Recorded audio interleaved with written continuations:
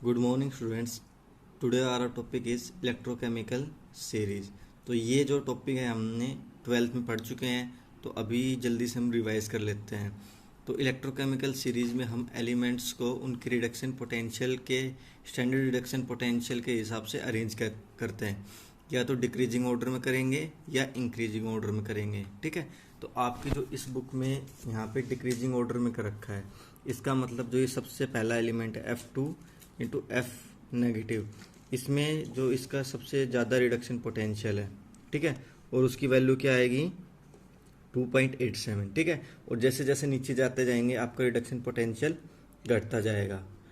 तो यदि हम यहाँ पे ऑक्सीडाइजिंग पोटेंशियल लेते हैं, ठीक है, तो इसका मतलब इसका सबसे ज़्यादा रिडक्शन पोटेंशियल है, तो जो इसका ऑक्सीडाइजिंग पोटेंशियल होगा वो सबसे कम होगा इसका। ठीक है, तो नीचे नीचे जैसे जाएंगे ऑक्सीडाइजिंग पोटेंशियल आपका बढ़ता जाएगा। ठीक है, पर यहाँ पे हमने स्टैंडर्ड रिडक्शन इलेक्ट्रोड पोटेंशियल ले रखा है कितने टेम्परेचर पे, 298 केल्विन पे। ठीक है, और ये निकाला कैसे है, हमने बताया था स्टैंडर्ड हाइड्रोजन इलेक्ट्रोड की हेल्प से निकाला था ई नोट पोटेंशियल। एक स्टैंडर्ड हाइड्रोजन इलेक्ट्रोड ले लेंगे और दूसरी साइड जिस इलेक्ट्रोड का हमने इलेक्ट्रोड पोटेंशियल निकालना है वो वाले ले लेंगे। ठीक है, तो उस दोनों को अरेंज करके फिर हम स्टैंडर्ड रिडक्शन इलेक्ट्रोड पोटेंशियल निकाल लेंगे। ठीक है, तो अब जब आपको पता है यदि इसका रिडक्शन पोटेंशियल सबसे ज़्यादा है 2.87, तो ये सबसे स्ट्रॉन्ग ऑक्सीडाइजिंग एजेंट होगा। क्यों?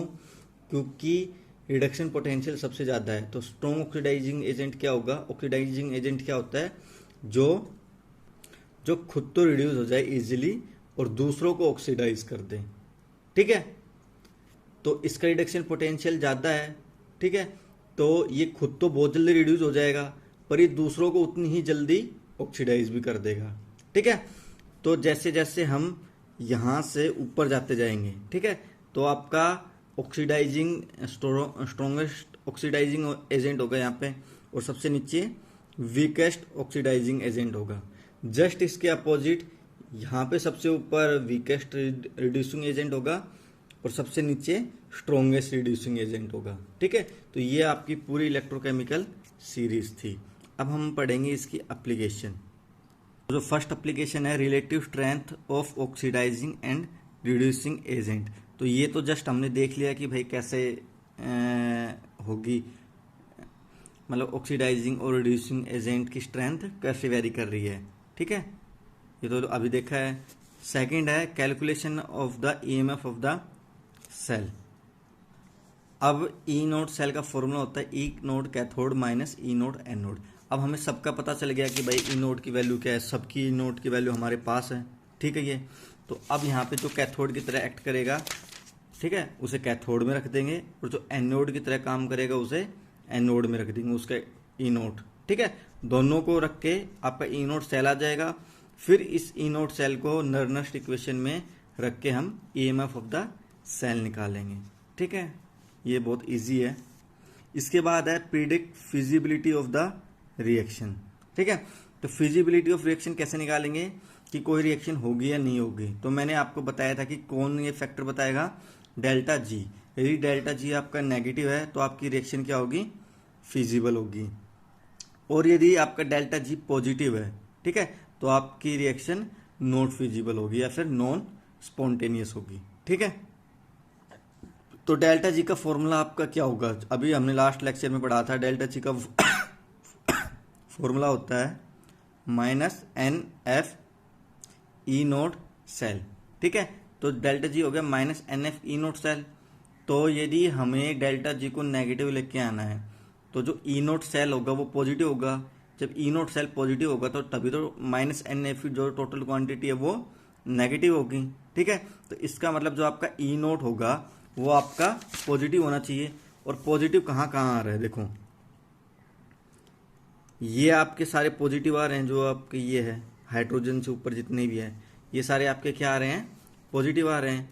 तो इनकी जो रिएक्शन होगी वो आपकी फिजिबल होगी, और जो इसके नीचे नीचे नीचे आ रहे हैं नेगेटिव जिनका है उनकी रिएक्शन फिजिबल नहीं होगी। और कौन सी वाली रिएक्शन फिजिबल होगी, रिडक्शन वाली रिएक्शन। ठीक है, क्योंकि इनका रिडक्शन वाला पोटेंशियल ही पॉजिटिव है। ठीक है, मान लो अब हमें ऑक्सीडेशन वाली रिएक्शन करवानी है, ठीक है। जब ऑक्सीडेशन वाली करवाएंगे तो ये सारे पॉजिटिव पॉजिटिव पॉजिटिव होते, ये सारे नेगेटिव नेगेटिव होते चले जाएंगे, तो इनकी ऑक्सीडेशन वाली रिएक्शन फिजिबल होगी। ठीक है। अब जो लास्ट है, लास्ट इसकी एप्लीकेशन है to predict whether a metal can liberate hydrogen और नॉट। तो इसमें देखेंगे हाइड्रोजन कब लिबरेट होगी। पहले आप हाइड्रोजन वाली देखिए, H पॉजिटिव H2। हाइड्रोजन कब लिबरेट होगी, जब आपका 2H पॉजिटिव प्लस 2 इलेक्ट्रॉन लेगा, मतलब इसका रिडक्शन होगा, तब आपकी हाइड्रोजन लिबरेट होगी। ठीक है। तो अब यहाँ से ऊपर से देखिए, अब मान लो मैं Fe2 के साथ इसकी रिएक्शन कराता हूँ। ठीक है। तो Fe2 का तो आपका रिडक्शन पोटेंशियल बहुत ज़्यादा हाई है। ठीक है। तो ये तो स्ट्रॉन्गेस्ट ऑक्सीडाइजिंग एजेंट है, तो ये तो इसका ऑक्सीडेशन करेगा और खुद का रिडक्शन करेगा, तो इसमें तो हाइड्रोजन लिबरेट होगी नहीं। ठीक है।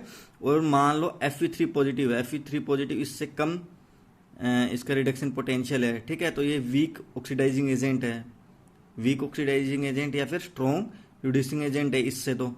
ठीक है। तो ये इसका रिडक्शन कर देगा और खुद का ऑक्सीडेशन कर लेगा, तब हाइड्रोजन आपकी लिबरेट हो जाएगी। ठीक है।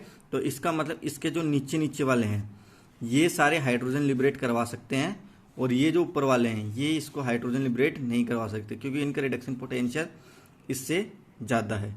तो एक जर्नल रिएक्शन देख लेते हैं। H पॉजिटिव प्लस इलेक्ट्रॉन लेके H बनाएगा या हाफ H2, और कोई भी मेटल होगी वो बनाएगी M पॉजिटिव प्लस इलेक्ट्रॉन। ठीक है। इसका रिडक्शन होगा और इसका ऑक्सीडेशन होगा। जो हाइड्रोजन के नीचे आएंगी वही सब ये रिएक्शन करवा सकते हैं। ठीक है।